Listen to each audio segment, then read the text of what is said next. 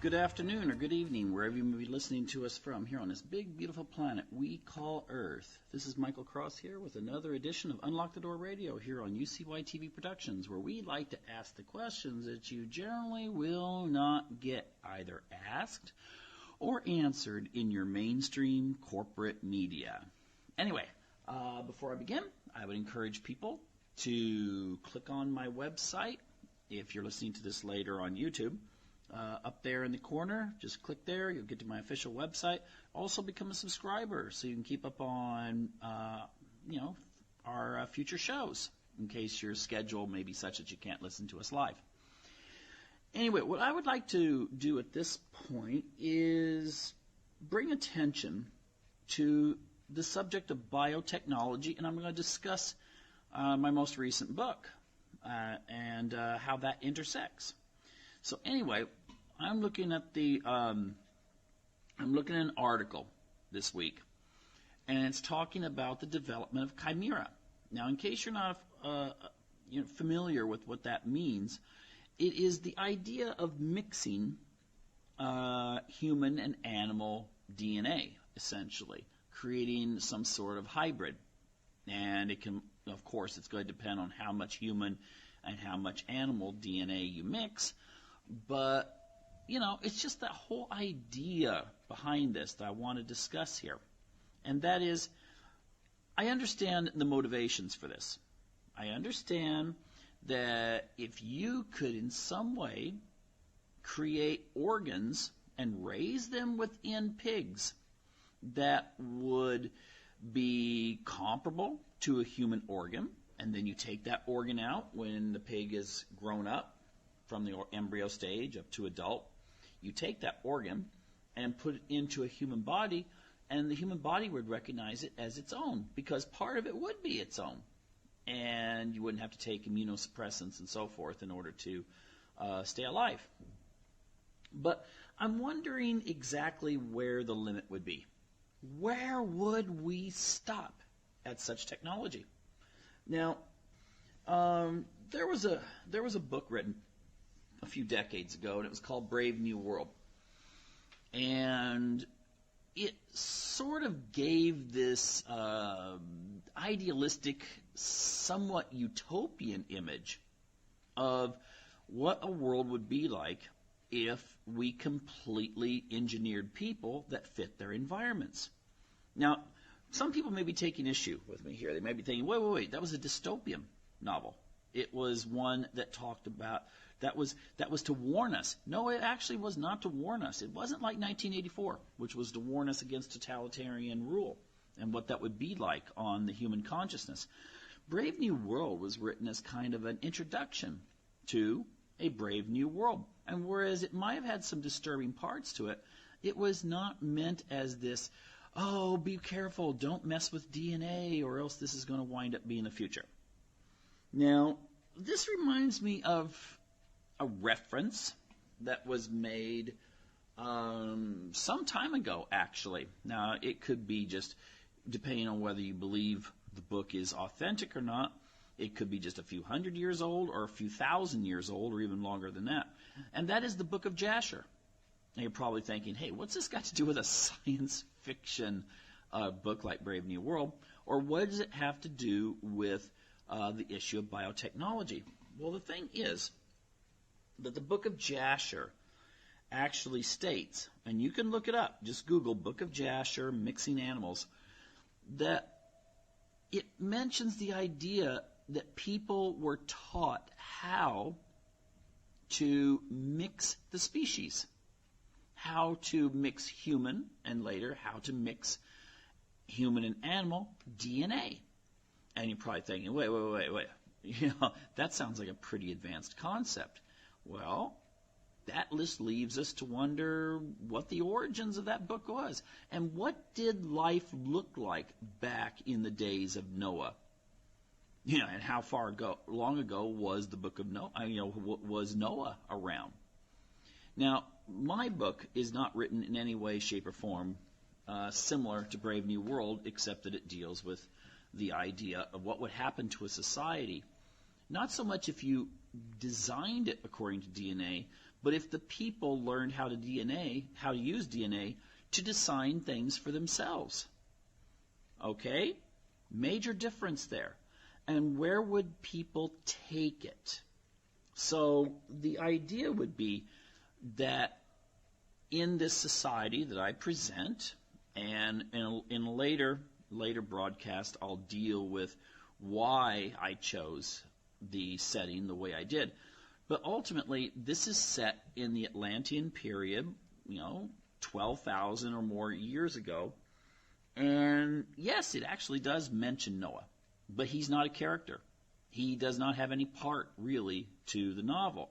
He's just someone that people sometimes turn on their equivalent to television and see and notice this crazy guy who's a disgraced scientist who starts ranting and raving about God destroying the world for its wickedness. And people take him as a joke, and he's sort of this comic relief sort of character that people mock constantly because of, well, one, that they think it's so atrocious, and B, because he gets away with things such as, because of his wealth, coming from a very rich corporate family, he's able to afford to travel the world and get all these animals, and is able to, cut down massive amounts of forest, even though it may violate environmental laws of the time. And so essentially, my book is more of an exploration of what could really happen in the future. What is our future? And it starts out with the idea that there's a quote in the Bible, although this is not what you would call a religious book per se, although it does deal with it. There's a quote where Jesus says, and he will return when the days are like they were in Noah's day, which some people speculate that means that Noah's day was not just like ours, but far more advanced. And you're probably thinking, well, wait a minute, why don't we find anything? I'll get to that, why we might not find direct stuff. So anyway, the idea is that if humans were able to use the blueprint, which is DNA, and that's all it is a blueprint, it's protein molecules. You eat something, that's broken down into its constituents, and it's sent through the body, which cells are programmed to convert it to energy, to fat, to bone structure, to anything that goes into your body. Your body is basically a giant blueprint. And when you eat something that had a different blueprint, but still is compatible, then your body assimilates that and makes it its own. Now, we have only reached the infancy, the very earliest infancy of this technology when it comes to DNA and its application. But we are rapidly advancing. And this is actually quite fascinating, since the sciences that are advancing right now are nanotechnology, biotechnology, and robotics, which, of course, is associated with artificial intelligence. Who knows what we're heading for? But I mostly center on biotechnology. Now, if you had suddenly the ability to alter the human makeup, what would be the first thing you'd go for? What would be the very first thing that you would want to do? You would eradicate disease, wouldn't you?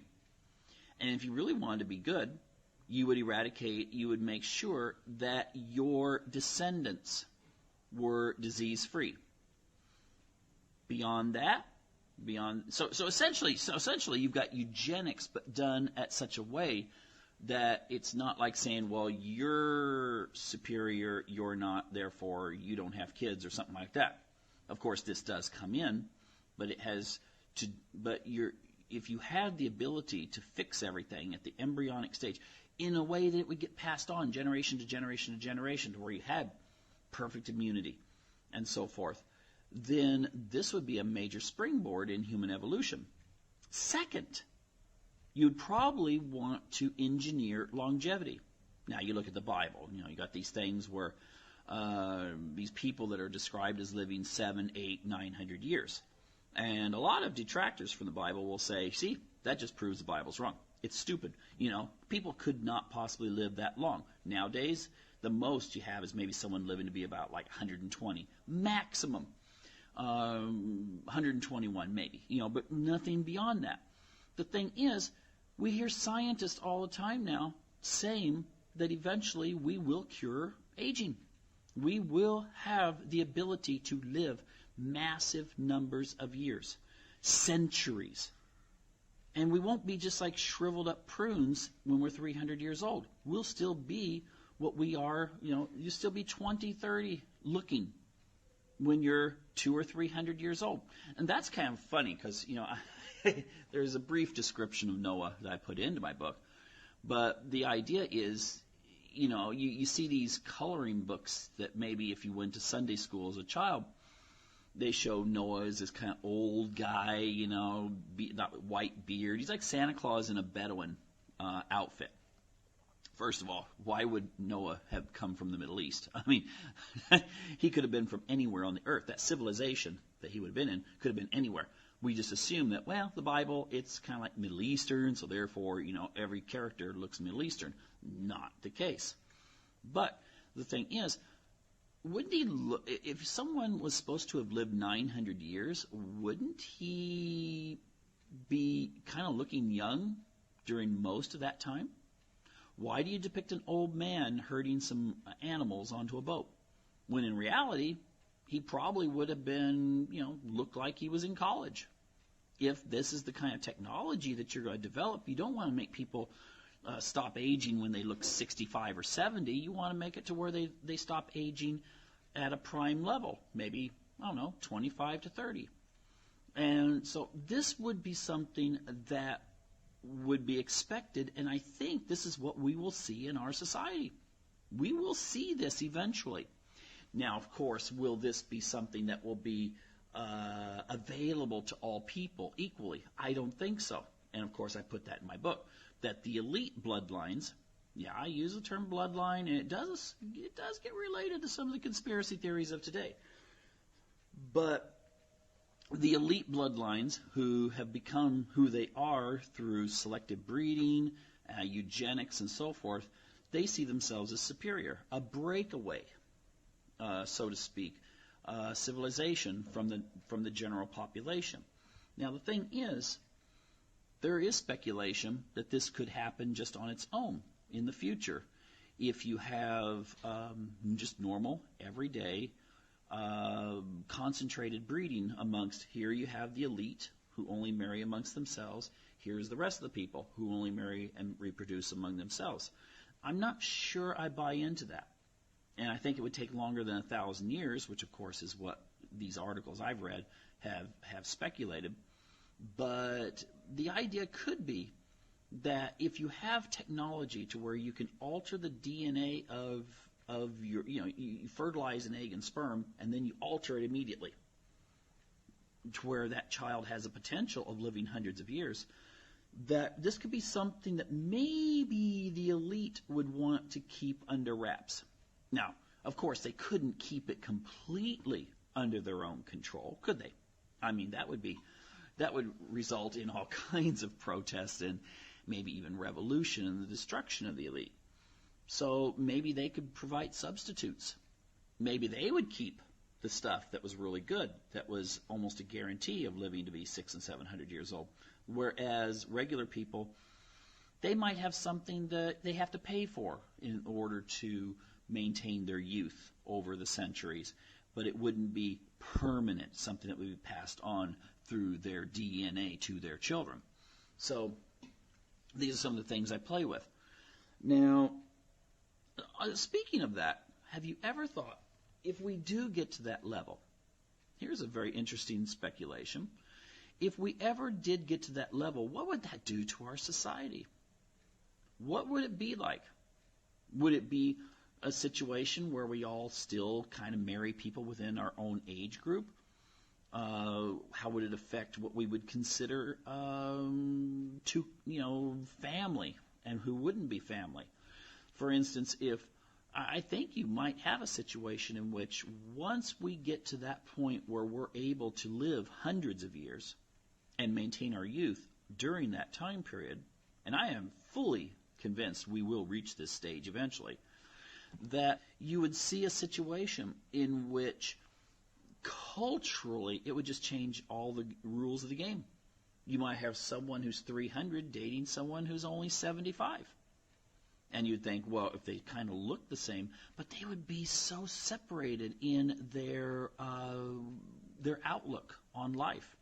And what if you had a situation where someone's great-great-great-grandchild, they've reached 50 or 60, barely children, and they start dating them? I mean, these are kinds of things that would require a total change in our ethics, in our morality, perhaps. And speaking of the morality, what would happen to marriage? I mean, would it turn into a situation where you would get bored with the other person? But then again, you wouldn't have that situation where, you marry someone when they're, some young man's nice and handsome when he's 20, but maybe when he's 60, he's kind of fat and bald and no longer, so grand. And of course, you as a wife, you're kind of looking kind of the same, except maybe you're not bald. And, maybe instead the vitality would be kept because you wouldn't age. You'd be still the same. Or would it be something that if people lived so long, they would have a hard time maintaining monogamy? Maybe even their sexual orientation would be subject to change. I mean, over the years, over the centuries, people could be whatever they wanted to be for as long as they wanted to be and not have to worry about mortality catching up with them.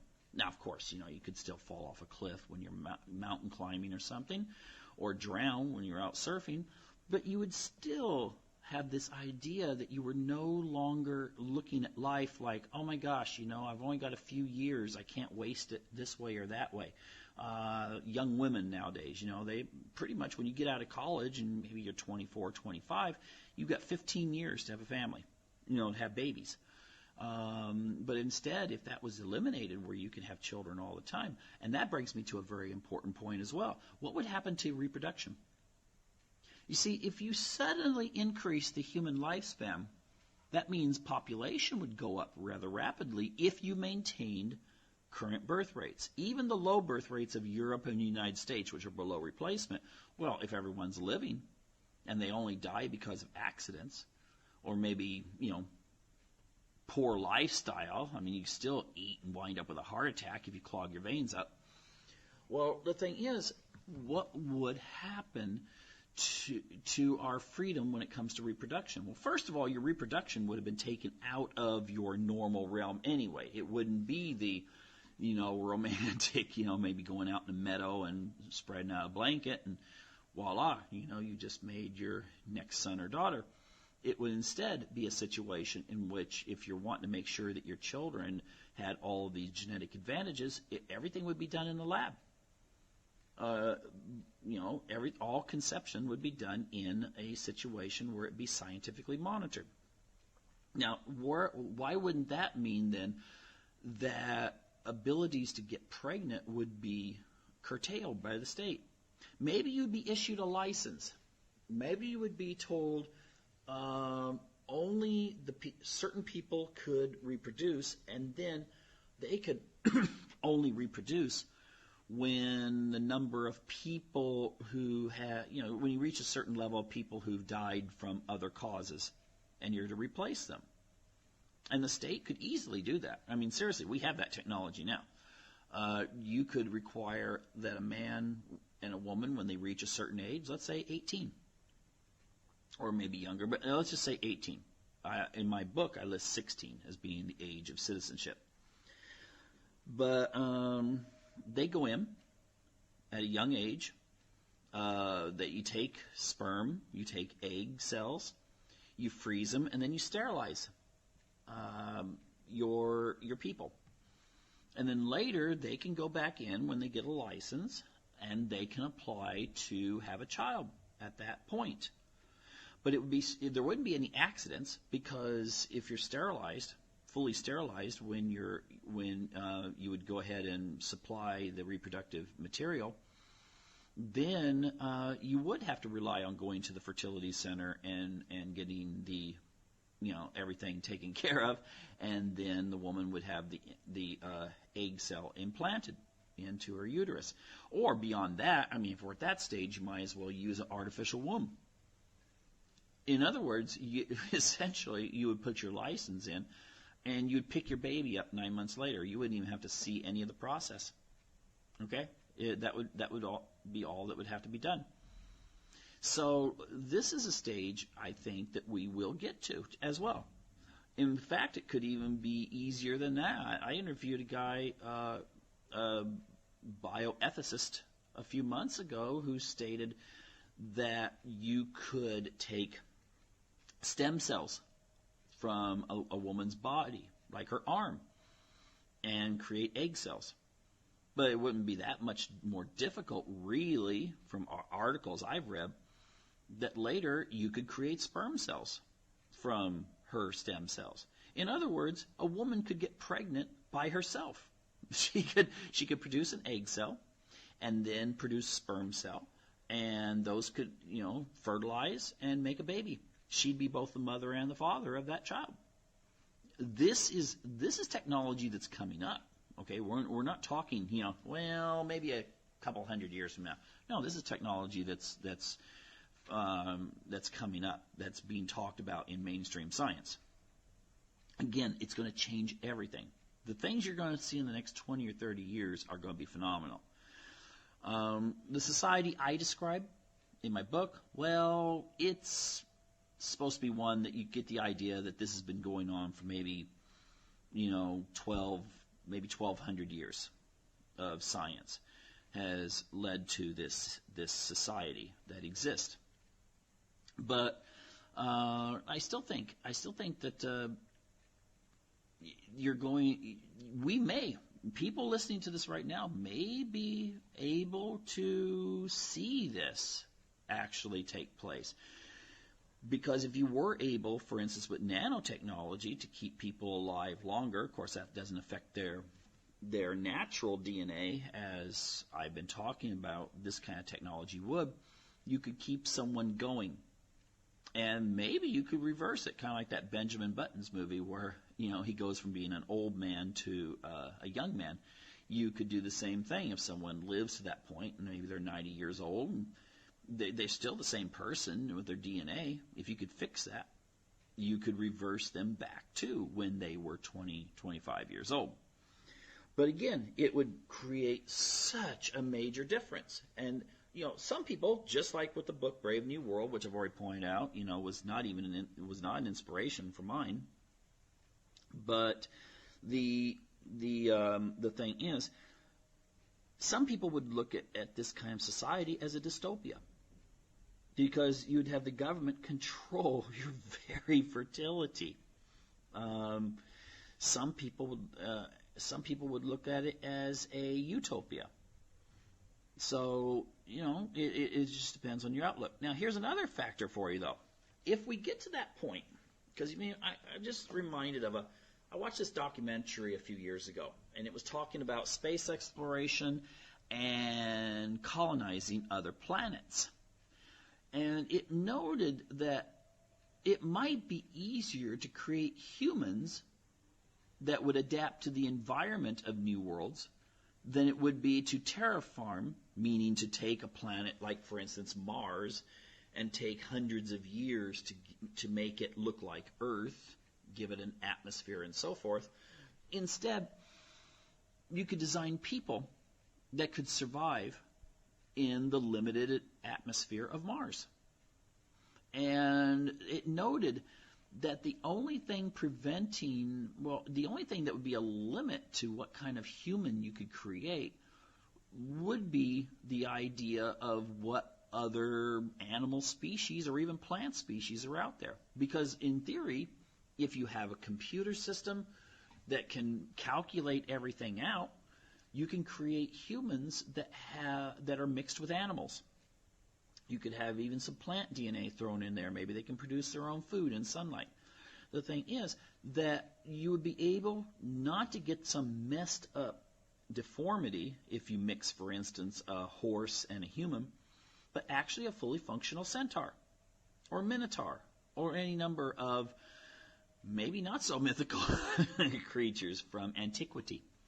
So the thing is that what you could ultimately see is creation of new species, because the definition of a species is a male and a female that can reproduce with one another. Now, if you mess up the DNA to such a degree that, let's say, you wanted to create some sort of aquatic species of human, well, you'd have to create a male and female. But when you do that so that they could have children, they're not going to be able to breed with humans anymore because their DNA is going to be too different than the original human model that you used. So, therefore, you could see a situation where, just in our own solar system, you could have different species of people. And that gets us into the whole religious aspect. And it also gets us into the ethical. Because if you can mix human and animal DNA, well, what if you have something that's 20% lizard and 80% human?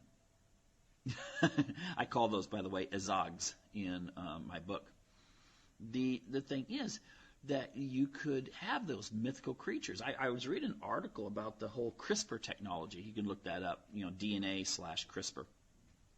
And it was quite fascinating because it said that eventually, it's going to be quite easy to mix different. You could become an artist.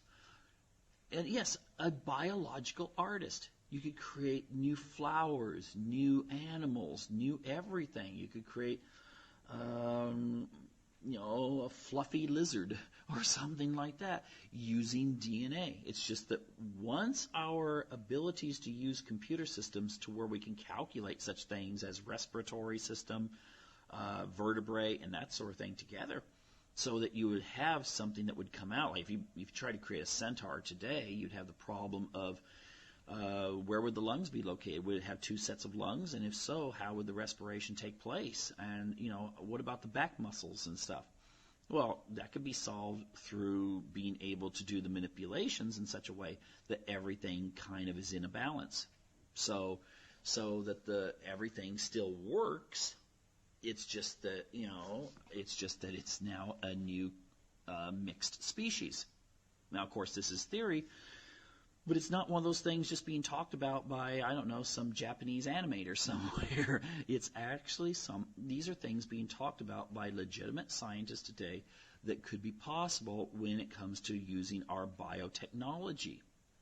And this is something, this is the way I present in my book, the life in that era, is one that is pretty fantastic. I mean, it's wonderful. It's tremendous. Of course, you're seeing life from an outsider who's a member of the elite class, who's investigates, is a detective thriller, and is set 3 months before the Great Flood.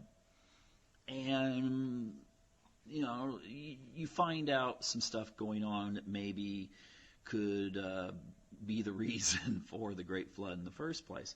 But the thing is that some of the more dystopian, aspects, of course, could be let's say you have these centaurs or whatever.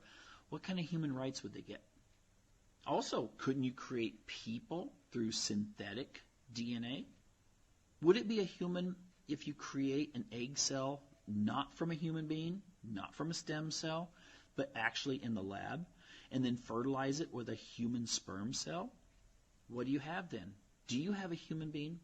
What if our technology was such that you could just create artificial chromosomes with artificial DNA, or take DNA from, let's say, 100 different contributing people? Would that be a human? Or could it just be a new slave class that you could design? They wouldn't necessarily even have to have the intelligence of humans, just enough intelligence to do what you want them to do, whether it be sex workers or what I call maintenance imbeciles. You could have such a variety of legal and ethical issues that could come from this. Because essentially what you have is humans becoming gods. Yeah, I mean, I know Book of Jasher says the whole thing was to, mixing all the species was actually provoking God, and that's why he had to destroy the earth. Ultimately, as a way of erasing the pollution that had been created in the DNA code. But again, this is an old book, okay? This is not a science fiction book from 1960 or something like that. And the thing is, what kind of decadence would we have, too? Think about that. I mean, if a person, the good stuff is if you lost an arm or a leg, it could just be regrown. You could grow something in the lab and replace it with this kind of technology. No sweat. But then you get into the idea of how would people take care of themselves. You could do all kinds of stuff to yourself, and one can only imagine what the bondage community or something might come up with as things to do, but it wouldn't be permanently damaging. Anything you do, you can go into the doctor and have repaired immediately, and no scars or anything. Now, again, this would be giving humans godlike abilities.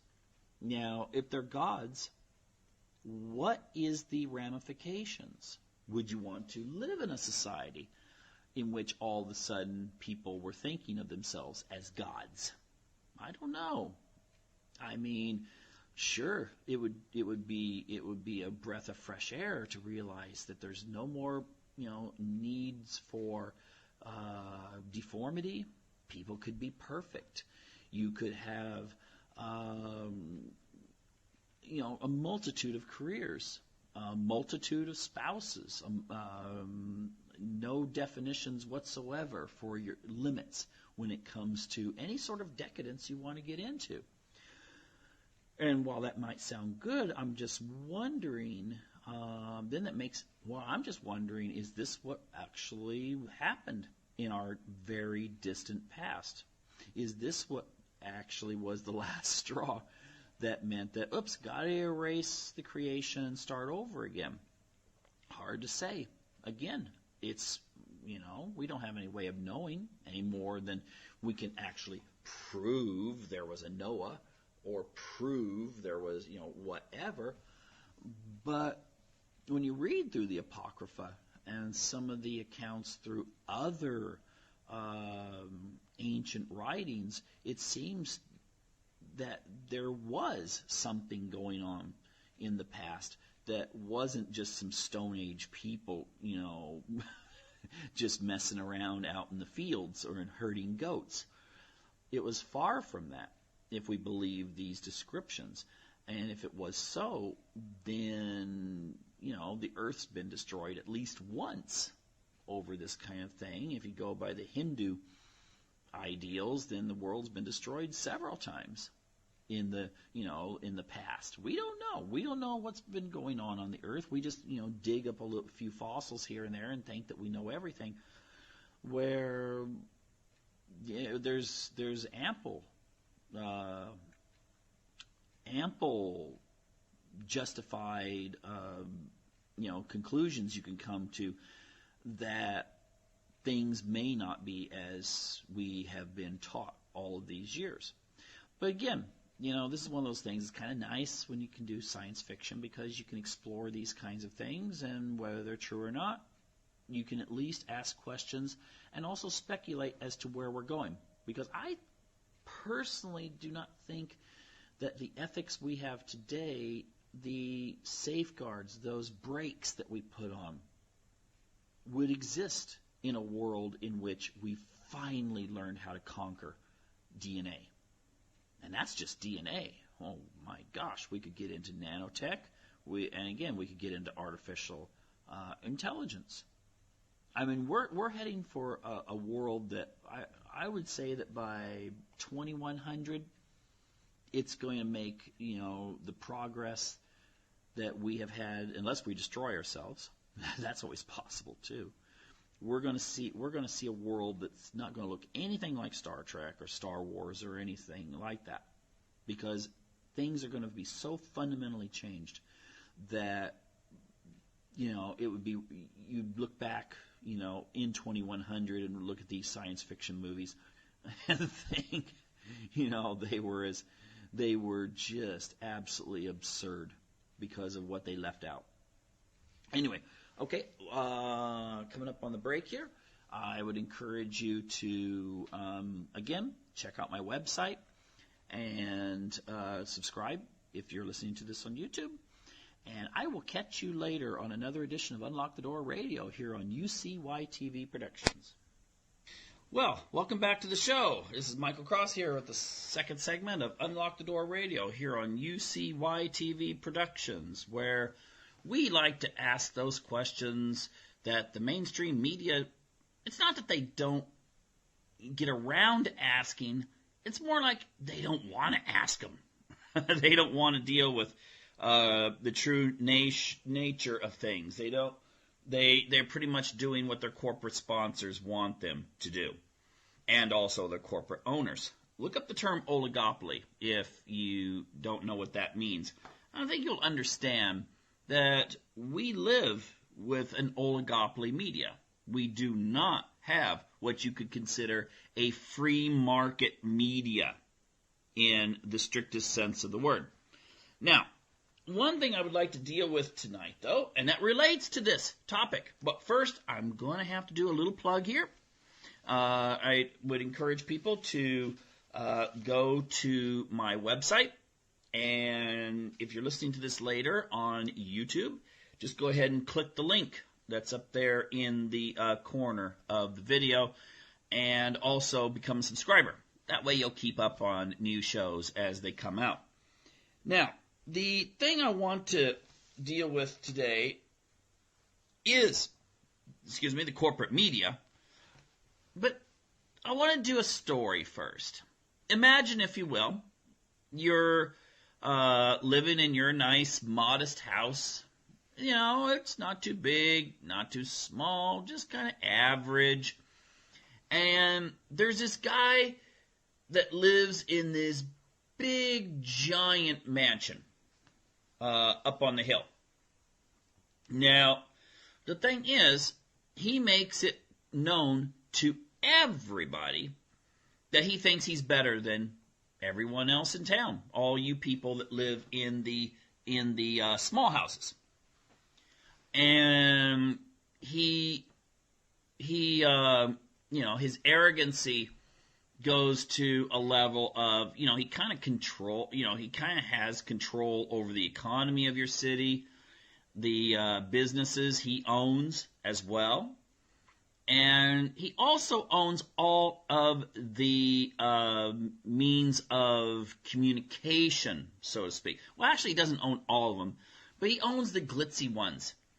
And you go to the store, and it's his magazines that are all glossy and beautiful and catch your eye along the shelves. And he also owns the books. He owns the publishing, and therefore all the books in the bookstore and all the books in the library are produced by him. And, if you're a writer and you want to have favor with him to get your stuff published, well, you know the deal. You know how to do it. And let's say he owns the TV shows, and basically he has control over it all. Now, again, let us emphasize one more time. Not only does he tell you that he's better than you, but all of the media that he puts out celebrates the life of people like him. Not you, but people like him. Only people that are, agree with him in politics, culture, they see the world the same way he does. They're the only things you see, but they're presented as your role models, even though, even in movies that he produces, people like you are portrayed as stupid and immoral and deficient in so many ways, needing to be controlled. And basically, just your heritage is shown as being evil. Everything is negative. And it's presented in such a way that it really, really is designed to dumb down your kids, so that when they read stuff, they're not going to be at the same level that you were when you were a kid before this guy came along. Now, let's now pretend that you and your neighbors, you don't get angry, but you stand in line for the next edition of the magazines coming out. You stand in line to read the books that he publishes.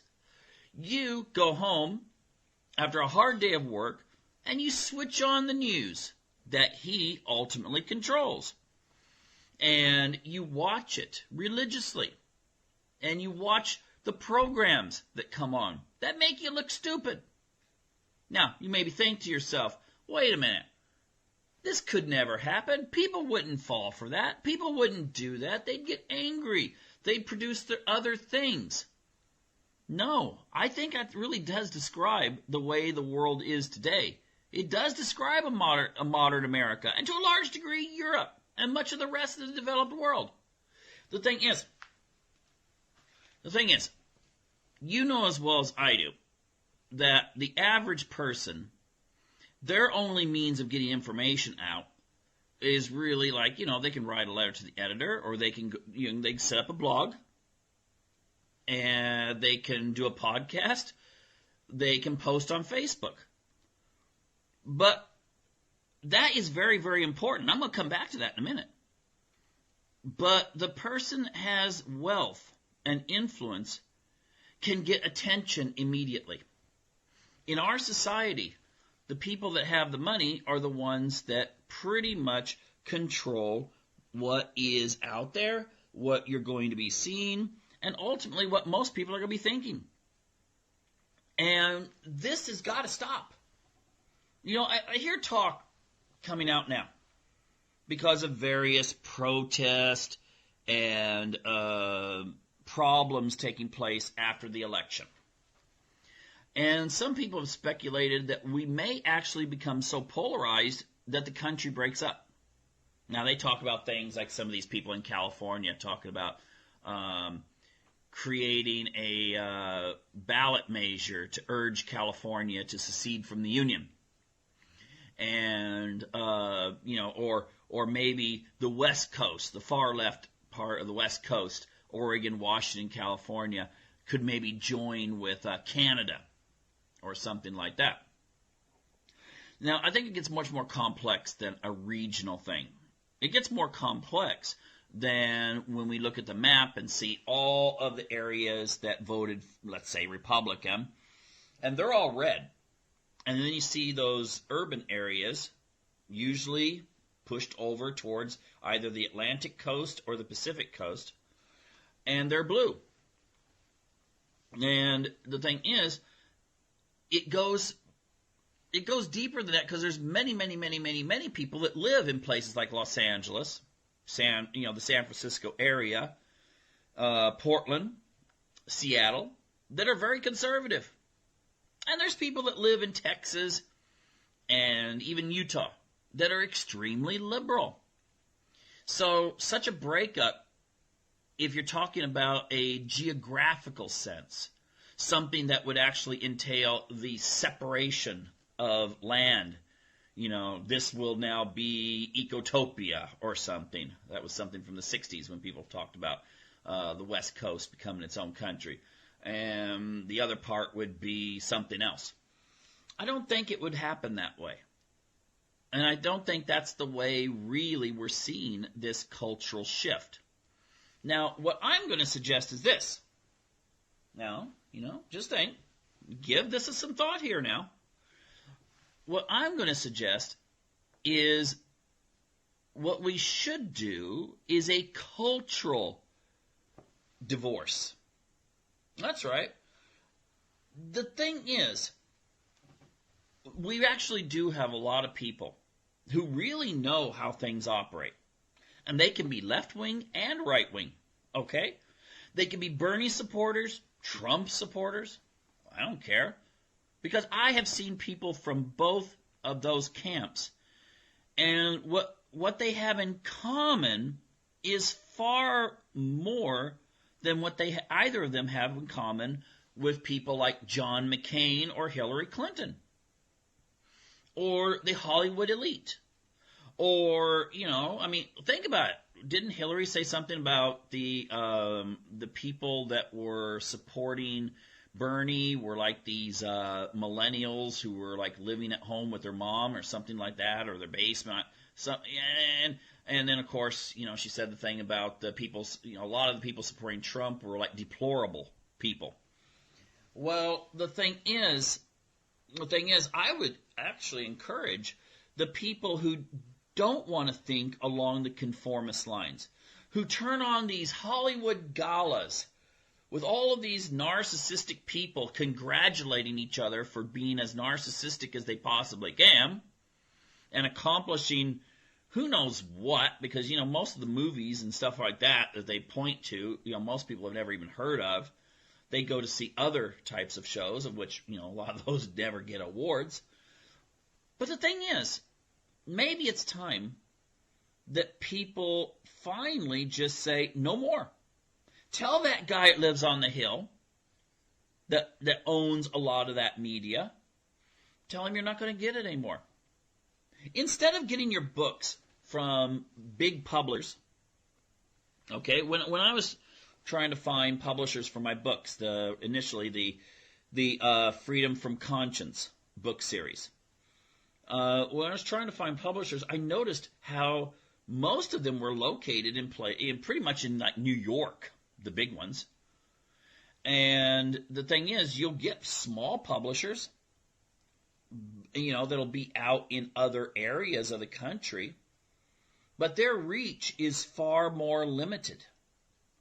And the thing is that the big publishers, you get a book published by a big publisher, you got a lot of power behind you. And that's what people read. But the thing is, do you think that if you wrote a book, now just think about this, Hal. Let's say you write a book on the advantages of getting married and having a family. And it's this beautiful book that talks about the joys of parenthood, the joys of having kids. Let's say you're writing it about yourself, and who knows, let's say you have 4 kids, which by, urban East Coast standards is like you've got a family is, it's huge, giant, because most people there just have 1 kid, or they have a cat. Now, the thing is, do you think you'd get it published? And now let's ask you this, and this you might want to think about. Let's say it's got a religious bent to it. Do you think most of the big religious publishing houses would publish it? If you've got to hesitate for a minute to think about that, then you already know your answer. Now, I may be wrong. Maybe there would be some out there.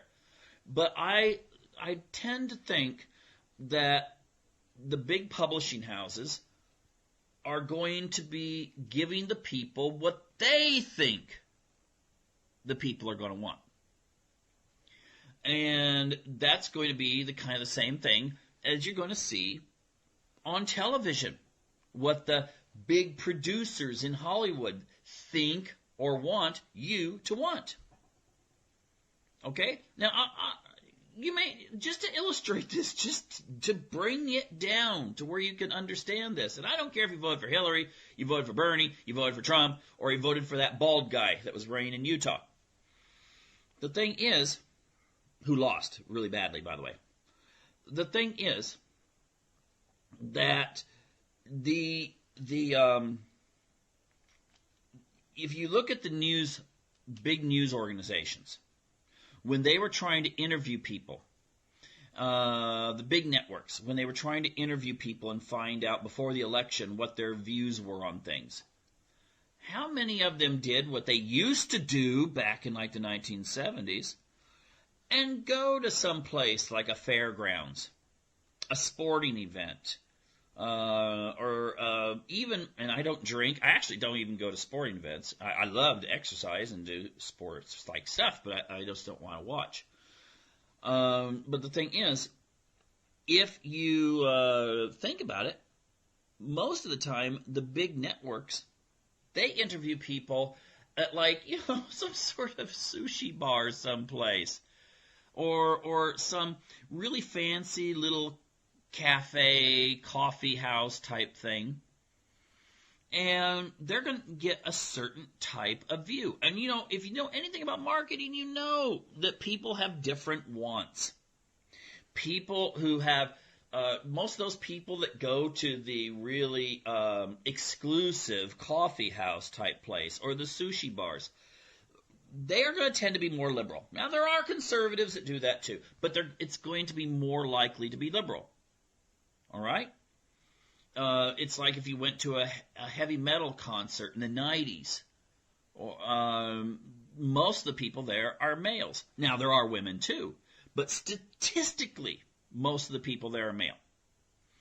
And marketers know that you choose according to certain profiles. You got people that don't have kids, they're going to have money to buy things that people with kids don't have. That's why they're going to advertise in magazines that are aimed at those kind of people, different products. Okay? But that's enough of marketing. It's just to illustrate that your media people who are paid a lot of money just to read off a teleprompter and to show a little bit of emotion here and there, raise their eyebrows a certain way, turn their head a certain way, and so forth, those people make pretty good money, and yet they don't have a real connection to the average person. So why can you trust what they're saying? If the guy on the hill I told you about doesn't like you, do you trust giving books that he loves to your kids about you? Okay, that's kind of dumb. But yet we do it all the time. We set our kids down in front of TV shows that, when we were kids, our parents would have said, there is no way you're watching this show. And I'm not talking about necessarily the violent stuff, because there was violent shows back in, let's say, the 60s, 70s, and 80s. Very violent things. But I'm talking about just the content, that little subtle political or social content that comes through that is not really favorable to tradition. And you can see this bias even in children's movies and children's TV. Oh my gosh, you can really see it in children's TV. And so we need to start breaking away. People need to start trying to find books from sources that are not from the big publishing houses. We need to go smaller. When it comes to our television, we need to be far more selective. Forget the ratings that you see. Because sometimes you'll see something that's, this is good for all ages. And the message is horrible. Whereas you might have something else where, some zombie show or something, and it says, no one under this age should watch it, but yet they portray actually pretty positive values. So forget the ratings there. The thing is that you need to start being a lot better consumer and pulling yourself away. Notice, I'm not saying just totally shut the TV off. Some people do that. I'm not saying you should.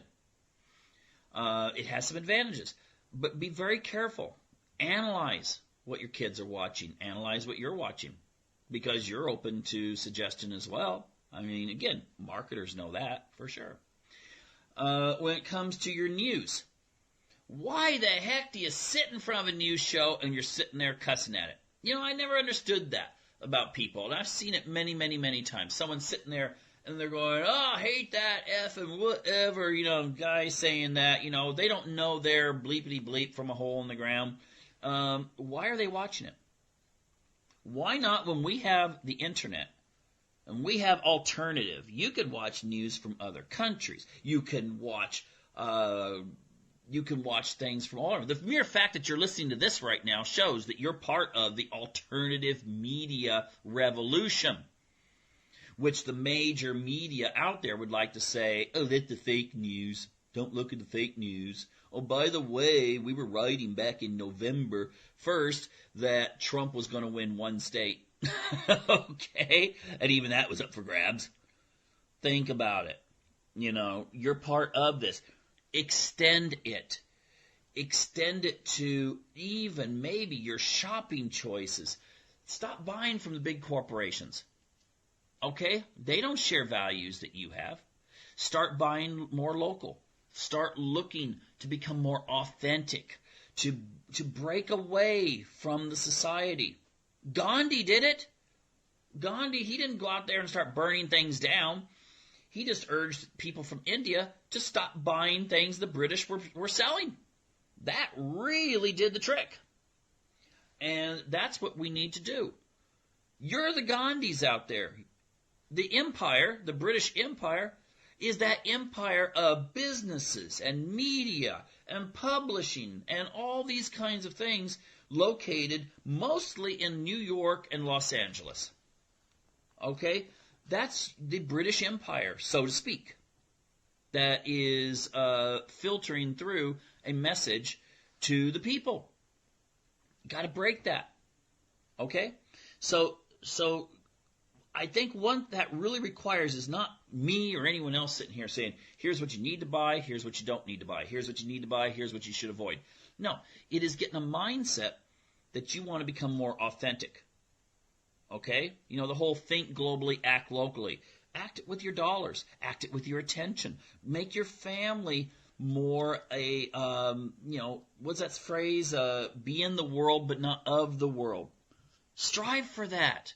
Make sure that this is the direction you're taking. And when you do that, and when your neighbors do it, and when you get your fellow people, if you go to church, get church members to think this way. Share information such as this. I don't care. Share this video.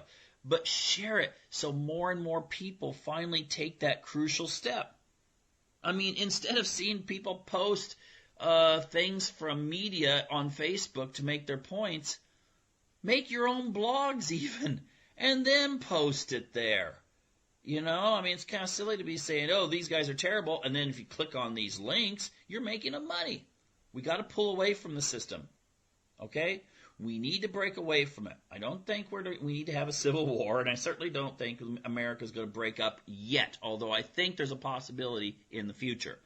But at this present time, let's focus on culture. And, let's try to make a difference there. All right. Well, that's the end of our time here. We have that time constraint. So I encourage you to, take this to heart. And also, come back next week for another edition of Unlock the Door Radio here on UCY TV Productions.